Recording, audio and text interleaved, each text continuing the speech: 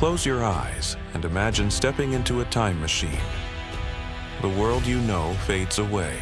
The roads, the skyscrapers, the noise of cities, gone. When you open your eyes again, you are standing in the middle of a vast plain. The air is sharper, colder, untouched. The horizon stretches endlessly, with not a single building to block your view. The wind carries a strange vibration, low and heavy. At first, you think it's your heart racing with fear. But then the ground itself begins to tremble. It comes in waves, slow but powerful, like the pulse of the planet. You look down, expecting an earthquake, but the soil doesn't split. Instead, it beats, rhythmically, as if something massive is walking toward you. Out of the fog, shapes begin to emerge. At first, you mistake them for boulders or hills. Immovable, immense. But then, one of them sways. Another exhales. A burst of mist rising like smoke into the cold air. Your stomach drops. These are not hills, these are giants. Before you, a herd of mammoths marches across the Ice Age steppe. Their tusks curve like ivory moons, some so long they nearly cross each other. Calves huddle between mothers, their smaller trunks waving clumsily. The older bulls walk at the edges, their eyes scanning the distance, ever watchful for danger. When they move, the earth itself seems to shift beneath them.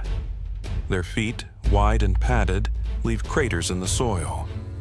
Frost shakes from grass blades as they pass, and the air fills with the deep rumble of their calls, low-frequency sounds that vibrate in your chest.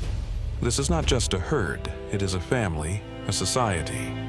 Every step, every glance between them reveals bonds invisible to the untrained eye. And it strikes you, these creatures are not so different from elephants today, who mourn their dead and remember paths across generations. You wonder, did mammoths grieve? Did they gather around the fallen, just as elephants do now? Did they remember the matriarchs who led them across frozen plains for decades? The ground around you whispers yes. Beneath modern Mexico, scientists have unearthed graveyards of mammoths, dozens together, their bones tangled, some marked by human tools, others untouched. These graveyards are not random, they are stories. Stories of life, death, and perhaps ritual. Pause for you, the viewer. Do you believe mammoths mourned their dead like elephants? Comment your theory. I want to know how you imagine the emotional world of these giants. But mammoths are not the only colossi haunting this ancient land. Turn your gaze south, into the forests of South America. The air thickens, warm and heavy with mist. Towering trees crowd above you, their trunks scratched by something enormous. You hear a deep, guttural sound, a growl, or perhaps just a breath. And then you see it. A creature steps from the shadows, and your mind struggles to place it. It has the shaggy fur of a bear, the slow, deliberate movement of a sloth, and claws longer than your forearm. It rises on its hind legs, towering over you, swaying slightly as it pulls down branches to strip them of leaves. This is Mylodon, the giant ground sloth. As tall as a giraffe when reared up, heavier than a car, it is both comical and terrifying. Slow, yes, gentle in appearance, but one swing of its claws could disembowel a predator. Legends in South America speak of shaggy beasts called mapinguari, with terrible roars and foul stench. Many dismissed these as myths until explorers found preserved sloth skin, fur still clinging to it, in caves in Patagonia. Suddenly, the line between myth and reality blurred. Did humans, thousands of years ago, pass down memories of these titans? Did the legends of monsters survive long after the animals themselves vanished? Imagine living in those times. You leave your hut at dawn to gather food. The forest is quiet until the branches shake and a shadow moves among the trees. A mylodon. Would you see it as a beast to fear or a spirit to revere? Now shift north again. You are on the plains of Ice Age, North America. The mammoth herd is grazing peacefully, but in the tall grass nearby, something moves, silent, patient, deadly. A saber-toothed cat, Smilodon fatalis, crouches low. Its eyes fix on a calf wandering too far from the herd. The cat's body is compact, powerful, its shoulders rippling with muscle built for ambush. And then there are the fangs, twin sabers, each as long as a dagger, glinting in the sunlight. The cat creeps forward. Every muscle is calculation. It waits until the moment is right. Then it bursts from the grass in a blur of power. The calf trumpets in terror. The herd scatters. Dust fills the air, but the attack is not alone. Two more saber-tooths spring from the sides, cutting off escape. The calf is surrounded. The fangs sink deep. The herd, powerless to save their young, trumpets in despair as the predators drag their prize away. For years, we imagined saber-tooths as solitary killers, ambushing prey alone. But bones tell another story. At La Brea Tar Pits in Los Angeles, saber-tooth skeletons show healed injuries, broken legs, shattered jaws, wounds that would kill any solitary animal. Yet, these saber-tooths survived. Why? Because others must have cared for them, shared food, protected them, hunted together. The saber-tooth was not a lone assassin. It was a member of a pride, a society of predators. What do you think? Is it scarier to imagine saber-tooths as lone assassins, or as organized social hunters that could bring down anything together? Comment below. I'm curious to see what chills you more. So here we stand in the world of echoes. Mammoths marching like moving mountains. Giant sloths swaying through forests like spirits of myth. Saber-tooths hunting with loyalty and power. This was not fantasy. This was Earth. A world alive with titans only a blink of time ago. And the most haunting thought is this: our ancestors saw them. They painted them on cave walls. They carved them into bone. They feared them, hunted them, maybe even revered them. These creatures are not just prehistory. They are part of our history. Chapter 1 ends with one truth. The Ice Age was not just an age of beasts. It was an age of societies, herds, families, prides, bonds. A hidden civilization of giants now lost, but not forgotten. If this opening gave you chills, hit that like button and subscribe. Because what comes next will dive even deeper into the very bones and DNA of these creatures, revealing secrets no myth ever told. It begins with a digger's blade striking the earth in 2019, just outside Mexico City. The workers expect clay, maybe stone. Instead, a pale curve glints beneath the dust. They stop. Shovels scrape gently. The shape grows, a tusk, then another, then a skull. Within weeks, what emerges is not one mammoth, but dozens.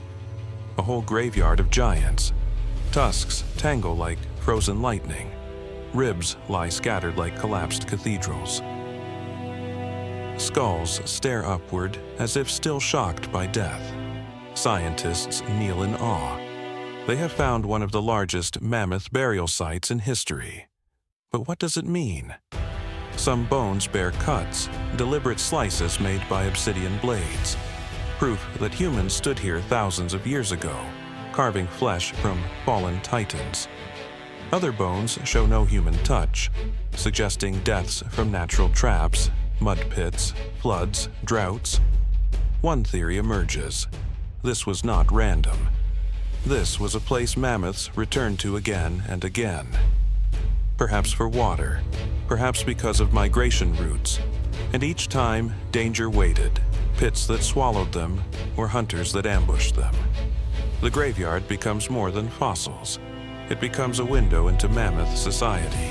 The graveyard becomes more than fossils. It becomes a window into mammoth society. Imagine the scene 15,000 years ago. A herd approaches a watering hole. Calves trot behind mothers. Suddenly, the ground beneath a bull collapses. It trumpets in panic. The herd rushes to help, but the mud grips tighter. Humans wait at the edges with spears ready. By dusk, the giant is down, and the herd flees, leaving behind bones that will tell this story millennia later.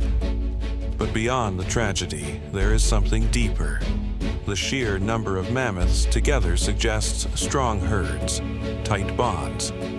Like elephants today, they lived as families. The matriarch led, calves followed, and males fought for dominance with tusks that could carve trenches in soil. Viewer hook. Do you think mammoths could have had rituals around death, like elephants today? Mourning, staying near fallen companions? Comment your thoughts, because the evidence might suggest it. Now, leave the plains and step into South America, Patagonia, where icy winds sweep across endless valleys. You descend into a cave lit by flickering torches. The air smells of earth, dust, and something strange. On the walls hang thick sheets of hide, preserved by time. Coarse fur clings to them, reddish and wiry. Your fingers brush it, and for a moment it feels alive. This is not legend. This is the skin of a Megalodon, the giant ground sloth. At first glance, the animal seems harmless. Sloths today are slow, gentle, almost comical. But the Megalodon is no joke. 4 meters long, as heavy as a car, with claws curved like sickles.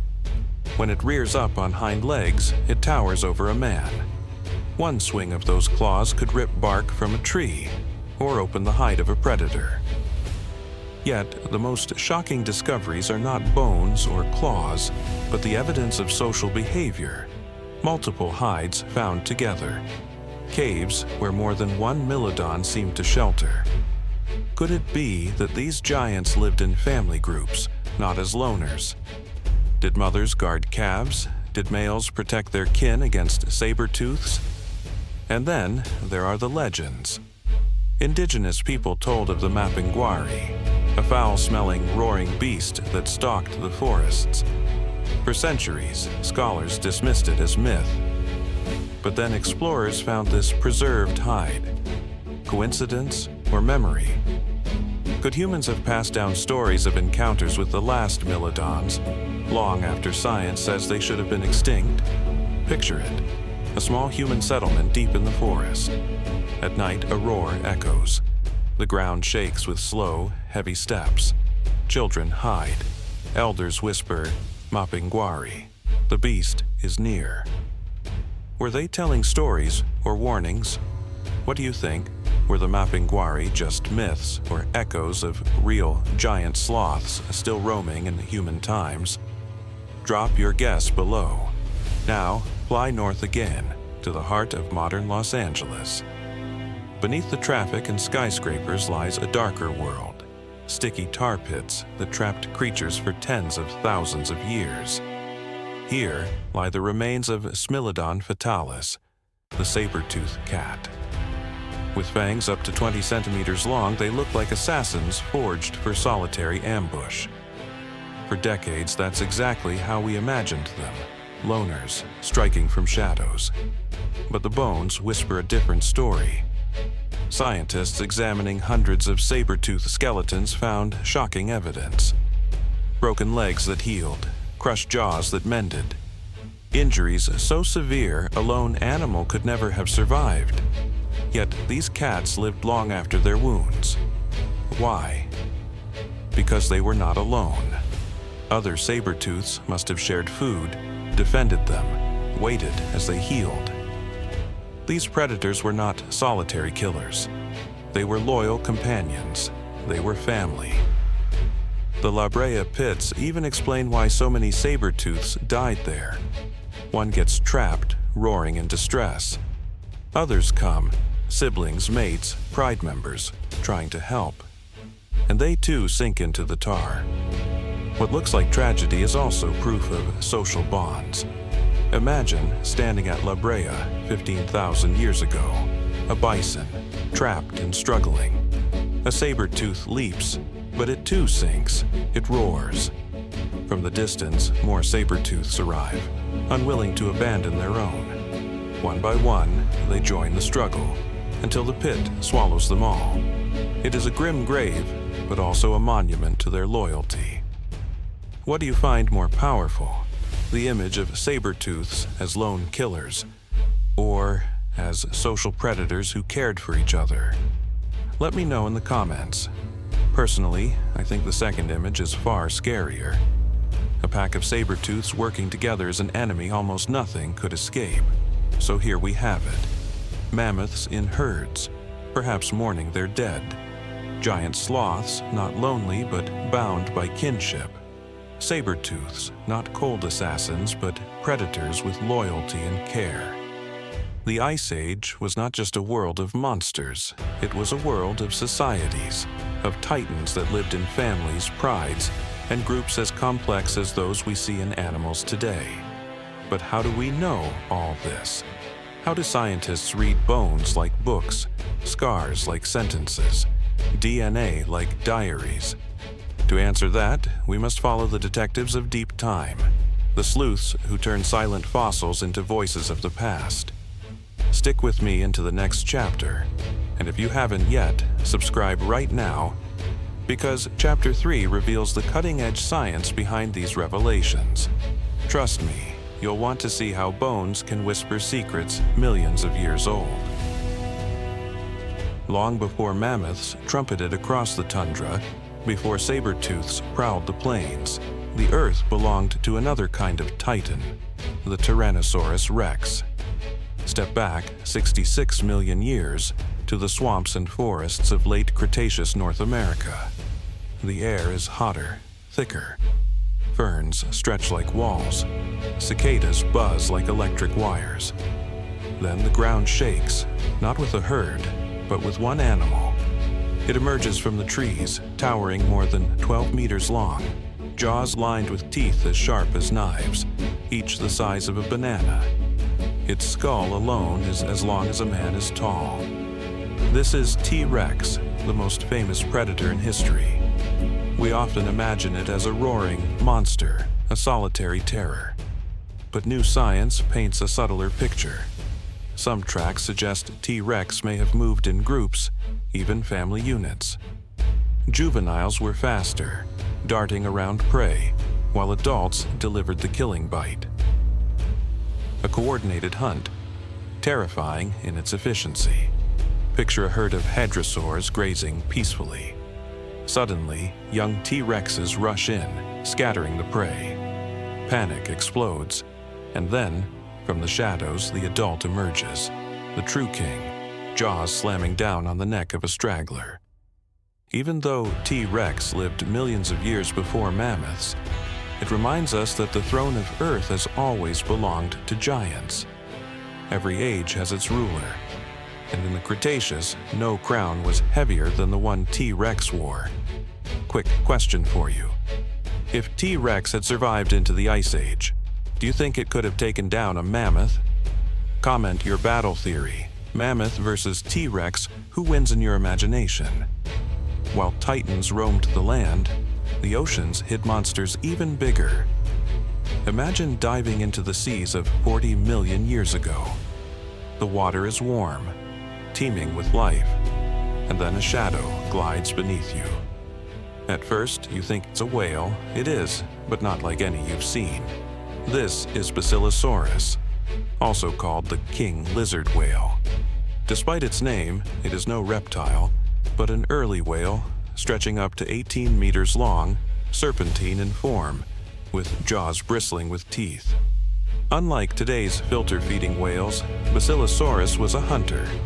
It devoured sharks, fish, and even smaller whales. And in 2023, another leviathan stunned the world. Prehistoric colossus, a newly discovered fossil whale from Peru. Estimates suggest it may have weighed up to 200 tons, heavier than even the largest blue whales today. If true, it could be the heaviest animal ever to live on Earth. Imagine its bulk gliding silently through the ocean, moving entire currents with its mass. Its very presence reshaped the sea. The story of whales tells us something extraordinary. Evolution never stopped producing titans. When dinosaurs fell, mammals rose.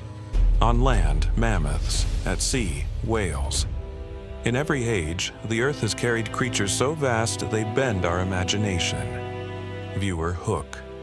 Which would you fear more, facing a saber-tooth on land or swimming near Parasitus colossus in the sea? Leave your answer in the comments.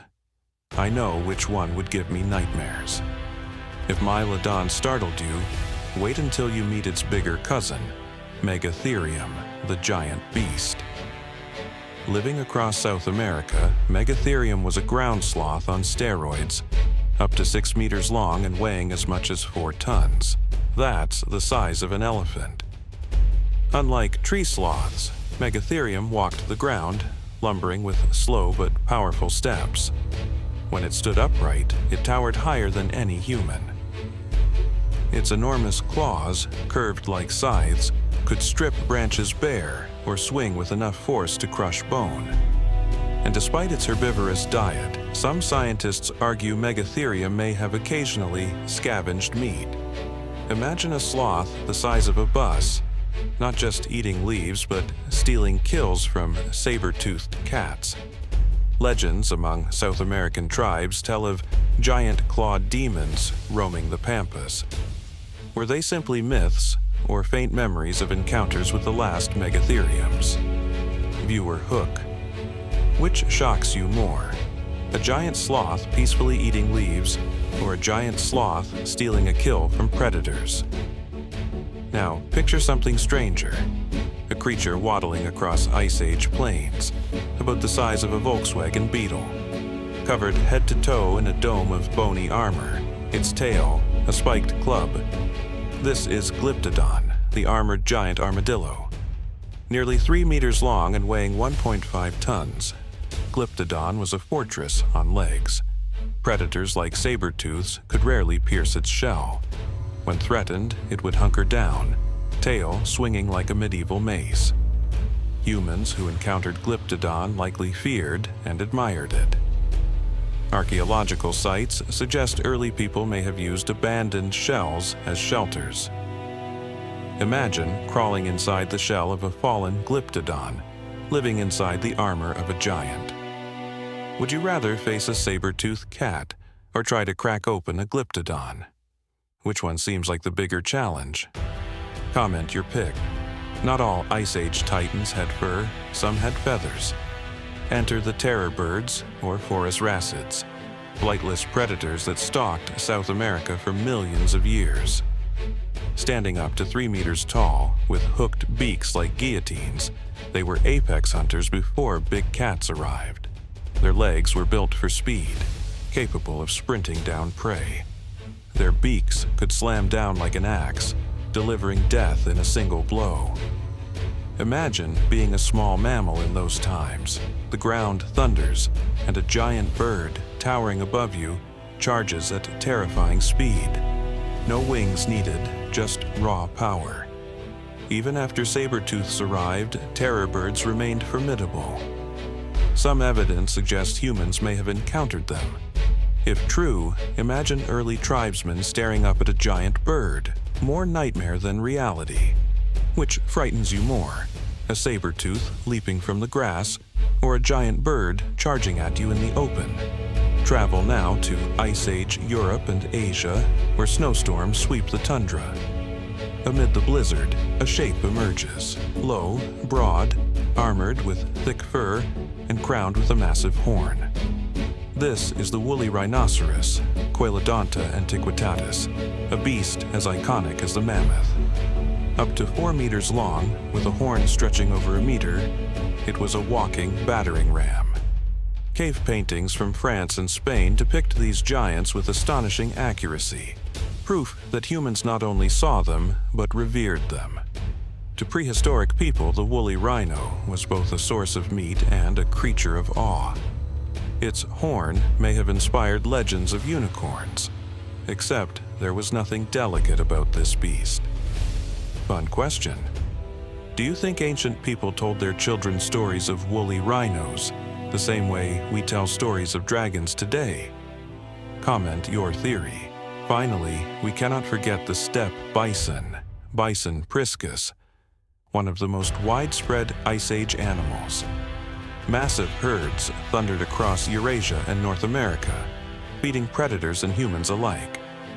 Strong, muscular, with horns sweeping wide, steppe bison shaped ecosystems. Their grazing maintained grasslands. Their migrations supported whole food chains. And to humans, they were both prey and inspiration, painted majestically on cave walls like those in Altamira and Chauvet. A single herd could number thousands, stretching across valleys. The sound of their hooves was like thunder rolling across the plains. For early humans, hunting them was both survival and spectacle. Imagine standing on a cliff, watching thousands of bison move below you like a living river. Would you feel awe or fear? From mammoths and sloths to armored tanks, terror birds, rhinos, and bison, the Ice Age world was no barren wasteland. It was alive, roaring, thundering, and crashing with giants of every shape. Each creature played its part. Mammoths shaped the land. Sloths stirred the forests. Saber-tooths and terror birds ruled fear. Rhinos and bison fed entire worlds. Glyptodons carried fortresses on their backs. Together, they formed an ecosystem of titans, each colossal in its own way. If you had a time machine and could observe just one of these giants in its prime, which would you choose? Mammoth? Saber-tooth? Terror bird? Drop your choice in the comments. I'll tally them and share in a future video. Now, close your eyes and dive into the oceans of 3 million years ago. The water is warm, alive with whales, dolphins, and giant turtles. Suddenly, the sunlight fades. A shadow passes overhead, vast, moving silently. Then you see it. The megalodon, the largest shark that ever lived. Up to 18 meters long, with a bite force powerful enough to crush a car. Its jaws open wider than a man is tall, lined with teeth as big as your hand. Imagine a whale calf swimming beside its mother. From below, a massive shape rises. In a single strike, Megalodon bites down, its teeth slicing through bone like butter. Blood clouds the water, the sea itself turning red. The calf never had a chance. For 20 million years, Megalodon ruled the oceans. Whales were its prey. It hunted with patience, striking from the depths, its silhouette hidden until the moment of impact. To smaller creatures, it was invisible death. And here's the terrifying part. Even after millions of years, we still find its teeth. Blackened fossils, razor sharp, sometimes the size of dinner plates. Hold one in your hand, and you realize this was not just a shark. It was an empire of muscle and hunger. Pause hook. Do you believe Megalodon might still exist in unexplored depths of the ocean today? Some people swear they've seen shadows too big to be whales. Comment your opinion, extinction or survival. Travel further back 70 million years to the late Cretaceous, the age of dinosaurs. While T-Rex ruled the land, another monster ruled the sea, the Mosasaurus. Picture a reptile the length of a bus, with jaws filled with interlocking teeth, eyes glinting just below the surface. Unlike today's crocodiles, Mosasaurus was built for speed, its tail sweeping side to side, propelling it like a torpedo through the water. It hunted everything: fish, turtles, sharks, even other marine reptiles. Fossils show stomach contents with bones of prey nearly half its size. Nothing was safe. Imagine yourself in a small boat drifting across a Cretaceous sea. The water bubbles, then the ocean erupts. A Mosasaurus bursts upward, jaws snapping, your boat vanishing between teeth. To see one was to die. Modern depictions, like in Jurassic World, only capture a glimpse. In truth, Mosasaurus was not fantasy, it was real. And for millions of years, it was the apex predator of the oceans, a sea dragon in flesh. Viewer hook. Who do you think would win, a megalodon or a Mosasaurus, if time could bring them face to face? Drop your battle theory in the comments. I'll pin the most creative answer. On land, mammoths, sloths, and saber-tooths ruled. But beneath the waves, creatures even bigger, faster, and deadlier carved their kingdoms. The Earth has always had two worlds, the solid ground of giants and the endless oceans of monsters. From Mosasaurus to Megalodon, from Basilosaurus to modern blue whales, the ocean has produced some of the most colossal beings in history. The lesson is clear. Titans were never confined to land. They were, and still are, everywhere. If you're blown away by how massive Earth's oceans once were, smash that like button.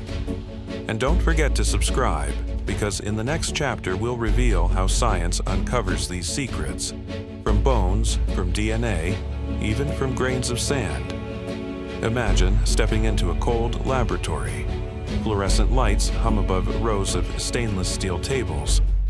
On one lies a mammoth tusk, its ivory yellowed with age.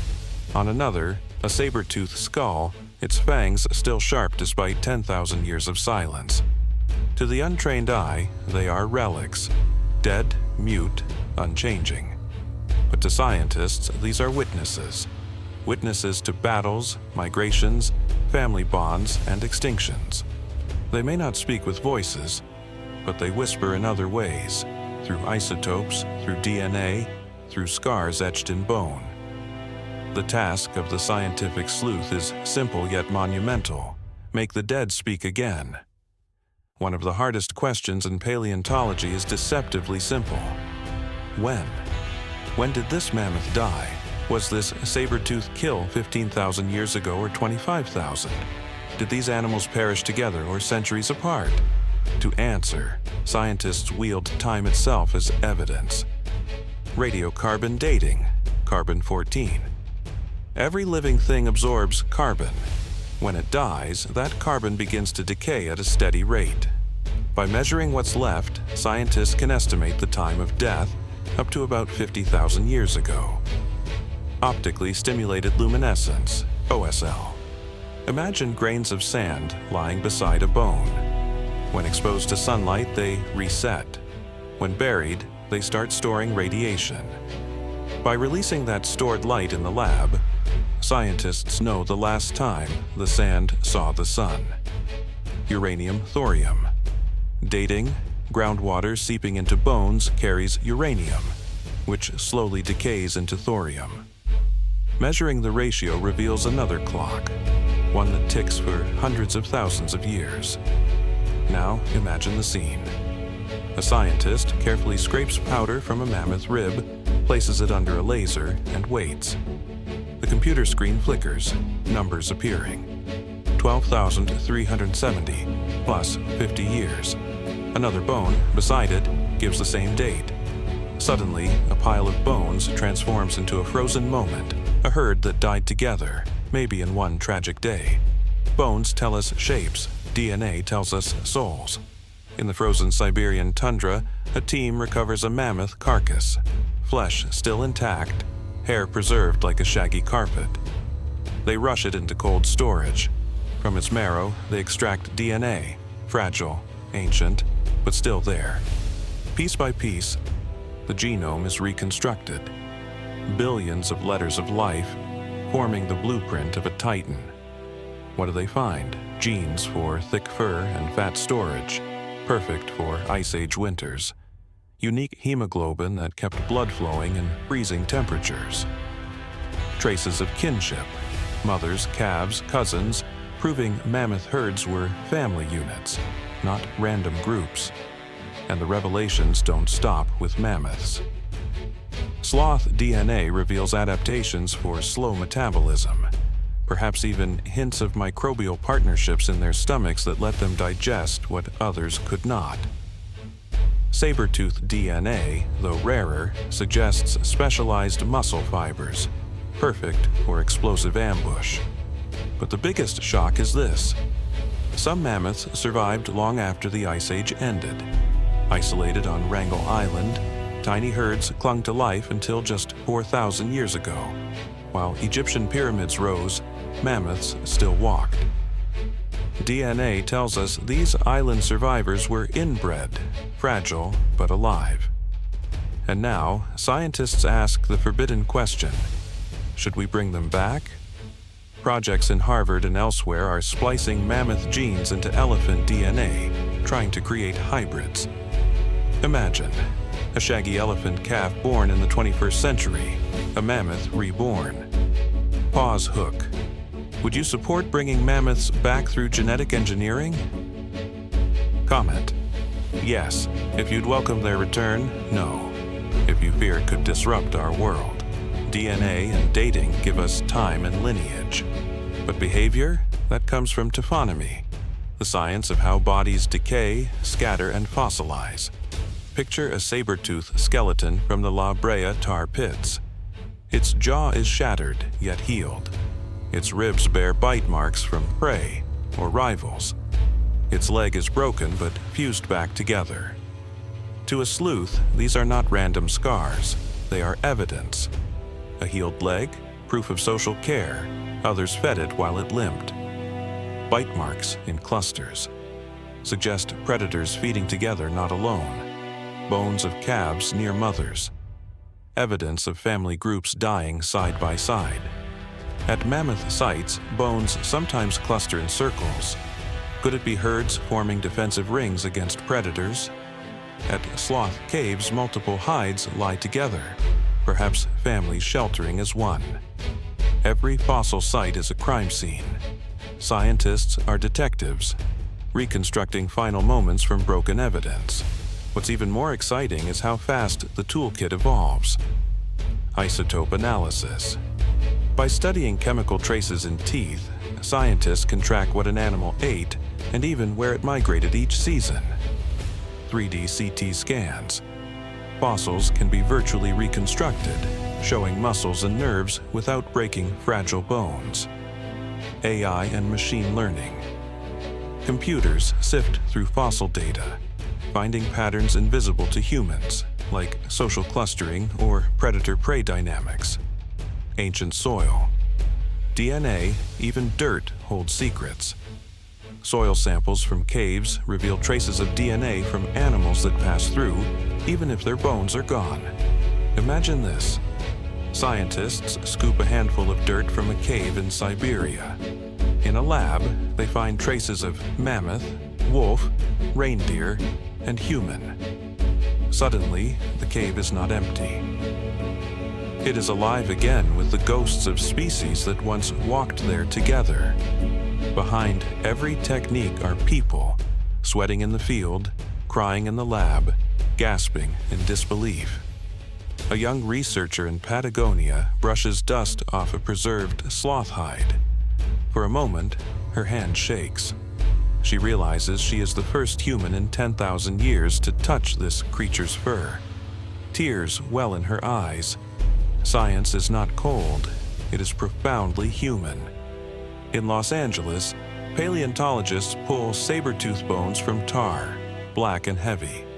Their boots are ruined, their hands blistered, but their eyes glow. They know each bone is a sentence in a story only they can help tell. In Siberia, a helicopter lifts a frozen mammoth calf, still intact, from melting permafrost. Villagers gather, staring in silence. They see not just an animal, but a piece of their land's soul returning from ice. Science is not only about data, it is about wonder, about standing at the edge of the impossible and stepping forward. The Ice Age titans are not just bones in museums. They are living archives decoded by science. Radiocarbon and luminescence give them dates. DNA gives them blood. Taphonomy gives them behavior. Technology gives them voices, and together they give us a story. A world where giants walked not as loners, but as families, societies, and predators bound by loyalty. If you're amazed by how science resurrects these giants, hit that like button and subscribe, and tell me in the comments, which discovery shocked you most? DNA survival, social saber-tooths, or mammoths that lived alongside the pyramids? Because the next chapter will ask an even darker question. What killed them all? For millions of years, Earth roared with giants. Mammoths thundered across the plains. Saber-tooths prowled in deadly silence.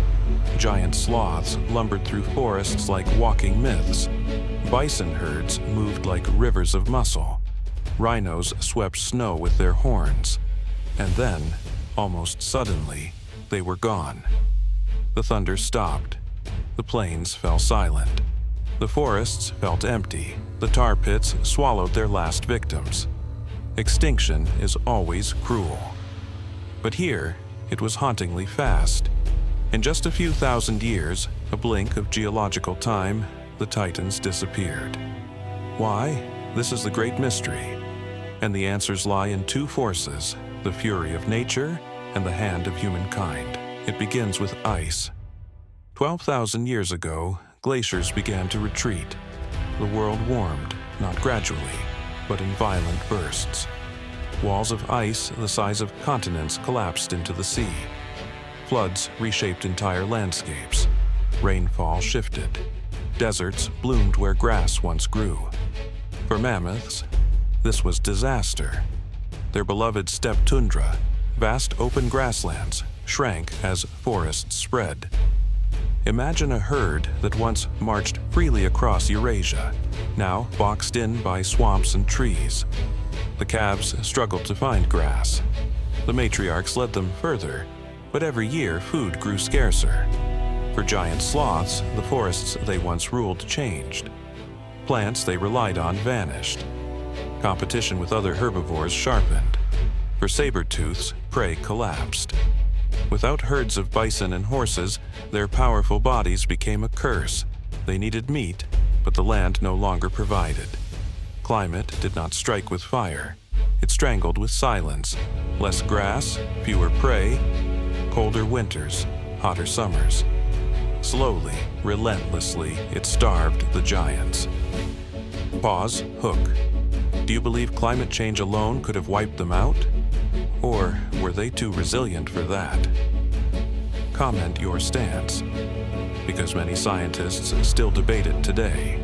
But nature was not alone. Around the same time, another force entered the stage: us. Early humans spread into new lands, crossing Siberia into the Americas, trekking across Europe, hunting through Africa. Everywhere they went, giants disappeared. Coincidence or cause? Archaeological sites tell the story. In North America, Clovis spear points pierce mammoth ribs. In South America, cut marks line sloth bones.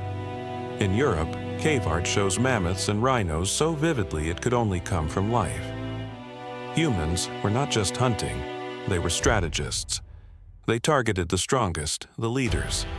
A mammoth matriarch felled meant not only one death, but the collapse of an entire herd's knowledge. Calves lost their guides. The herd wandered into starvation. We did not just kill animals, we dismantled societies. Extinction is never simple.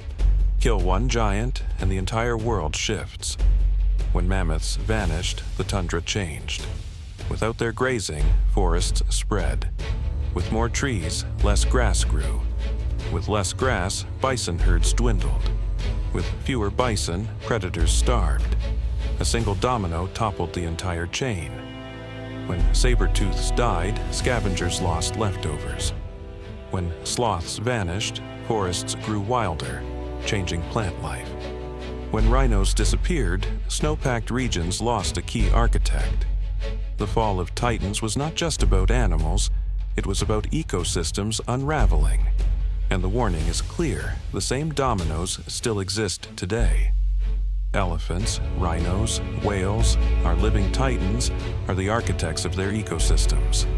Lose them, and the collapse echoes again. So, which was it? Climate, humans? The truth is both. Climate weakened the giants, fragmenting their habitats, starving their calves. Humans struck the final blow, spears piercing hides already thin with hunger. Together, they created the perfect storm of extinction. No one factor alone explains the speed, but combined, they were unstoppable.